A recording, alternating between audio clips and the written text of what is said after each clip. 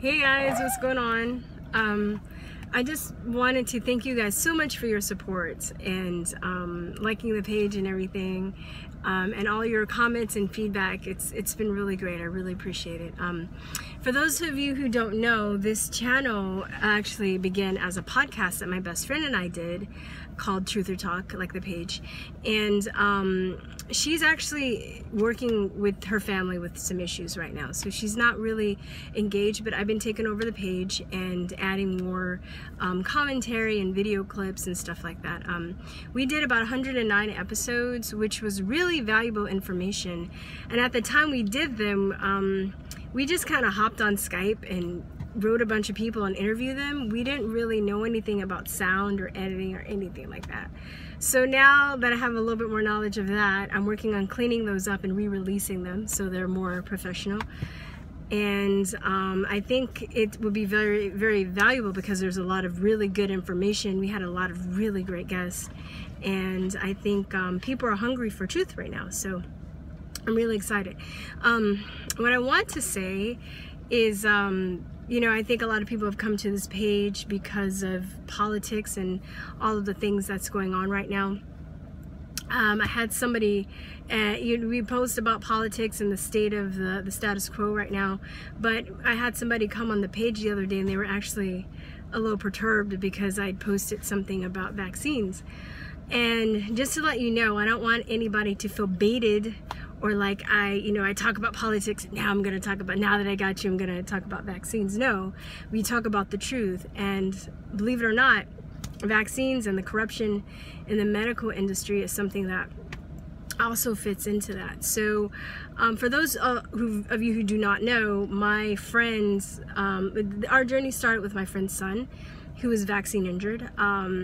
When he was vaccine injured, I saw it with my own eyes. He was perfectly normal, and then like the next time I went over, he was, you know, running around flapping like this, like stimming and flapping, and couldn't like talk or have eye contact with anybody. So she goes and is like, well, I'm gonna sue the doctor. I'm like, great, this is awful, you need to do that. She comes back, she's like, I can't sue the doctor. I'm like, what do you mean you can't sue the doctor? She's like, yeah, there's some kind of law that's been put into place where you can't sue the pharmaceutical industries or the pediatricians for vaccine injury. So then we researched a little deeper, and we find out that there is a law called the Vaccine National Injury Compensation Act that was passed in 1986 that gives the pharmaceutical industries complete immunity, and the pediatricians complete immunity from being sued by anybody who was vaccine injured. And the reason that this was done, because in the 70s, late 70s, there was a lot of people suing the pharmaceutical industry so much that they were about to go bankrupt, and that's why they went to Congress to have them pass this law. We also found out that the pharmaceutical lobby is one of the largest lobbies next to, if it's not neck and neck with the oil industry, it's bigger. It's huge.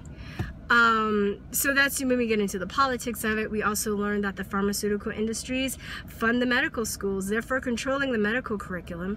So doctors don't really know, like, you know, they're taught the vaccine schedule. I've had, and I will post more video footage of doctors who have actually gone off on their own and researched vaccines, telling you that they weren't taught this in medical school, and the stuff that they know about vaccines now is because they went out and they researched it themselves. A lot of doctors get burned. A lot of doctors and scientists that don't vaccinate their kids. There was the district attorney from San Antonio, I forgot his name, but he came out and said that his son was vaccine injured and is autistic now as a result of the vaccine, and that he also has a friend that works for Merck Pharmaceuticals as a scientist who actually makes the vaccines, who has 4 kids that he does not vaccinate himself.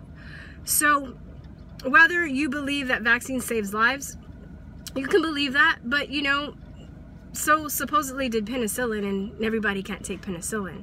So this is an issue that really needs to be looked into. I will be posting stuff on vaccines, so if that offends you, that's not my intent. I'm not trying to offend anybody.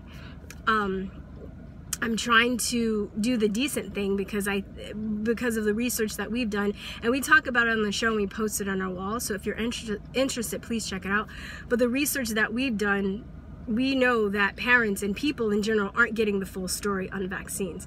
The pharmaceutical industries also control and fund, it's not the sole funder, but it's a large funder of television programs like late night comedy shows and the news programs. So, I mean, just common sense, why would they allow anybody to talk about their product in a negative way? You know, they're not going to allow that to happen. They're not going to let Jimmy Kimmel like say that vaccines are bad, whether he knows or not. I don't know.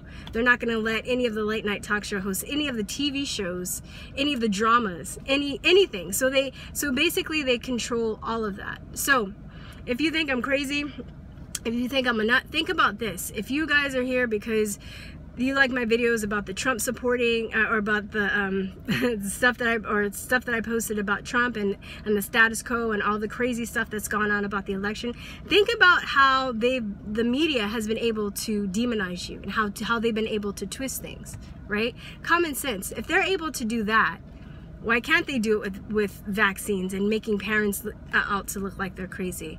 And not letting doctors who are actually speaking on this come on TV shows and talk about this. It's not just Andrew Wakefield, it's a bunch of doctors. There's a lot, okay? There's an immunologist named Tetyana Obukhanych, she's from Harvard.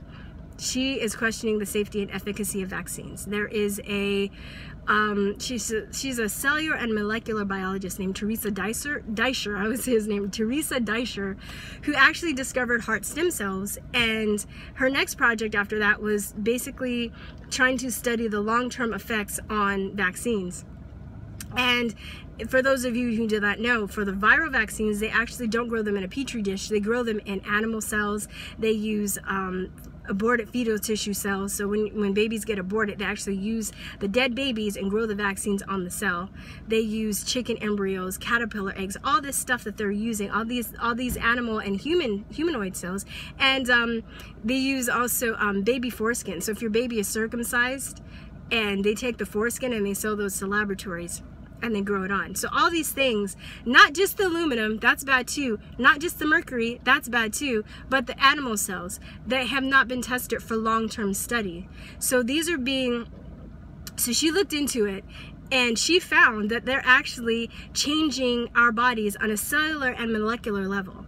Now, if you read the vaccine inserts, it says this vaccine is not tested for carcinogenesis, which means the ability to cause cancer, mutagenesis, which means the ability to mutate your genes, and infertility. So if it's not tested for these things, how do they know that vaccines are safe and effective? You also might want to note that the lowest vaccination rates are in places like Google Daycare. Right, there was I should post it. There's an article talking about like Silicon Valley and its sickeningly low vaccination rates. Okay, so they don't tell you that the people that don't vaccinate their kids are scientists or people that have PhDs or masters or above, college educated people have read into this and have not vaccinated their kids. Common sense things too. Man has been on this earth for approximately, as far as we know, what anthropologists tell us, like 200,000 years. Now, vaccines have only been around for 200 years. How do we survive without vaccines? We survive without vaccines, right? I don't want to go into it in this video, but I'll post stuff more on polio, about how that's warped. You might want to look into something called the Cutter incident, where actually 40,000 people were given the polio vaccine and actually got polio from the polio vaccine. Polio is a little long story to go into. I'll post some lectures in the comments and some info on polio and smallpox if you guys are like, what about polio? What about smallpox? It's a very lot of information you have to compare and contrast. You have to look into the alternative information that's not being shown to you, and then you have to compare it with the information that is being shown to you, and then use your common sense. And you also do want to look at anecdotal stories. They're full of crap. They want to tell you that anecdotal stories don't matter, but that's what they use to push vaccines on you, right? They show you pictures of people in steel lungs and all these horrific pictures of people with smallpox to get you to vaccinate. They don't show people's studies. They just tell you to do it, and if you don't do it, you're a terrible person and you're putting everybody in danger. Which brings me back to herd immunity. Herd immunity was actually coined by he was epidemiologist. He was an epidemiologist in the 1930s. His name was A.W. Hedrich. He studied measles in Maryland in the 1930s and found that measles was like natural immunity. If people got measles naturally, not by vaccine, then they were able to be immune to it. When they came out with the measles vaccine in the mid-60s, I think it was like 1963, 1964, the rate had already declined because of sanitation. That's another, I'll post more links on that. But they thought it was only going to be one shot. They'll be like, one shot, you're fine, your immune system, blah, blah, blah. Years later, they discovered that how they measure whether you're immune or not are these things called titers. So they measure a certain amount of titers in your blood, and if you have a certain amount of titers in your blood, then you're immune. So they found out that the titers had dropped, and that's now why we have booster shots. But all those times, this is a period of a couple of decades, I think, that they found out that the titers had dropped. Now we get booster shots, and because that time the titers dropped, basically means that people were still susceptible to diseases, yet no outbreaks broke out. So like I said, it's a lot of research. Please do it.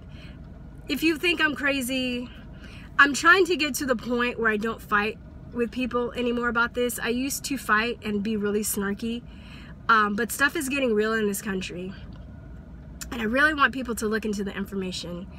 And I will say that it's very frightening and it's very devastating, but the good news is once you know this information, you will be empowered. You will be able to live healthier.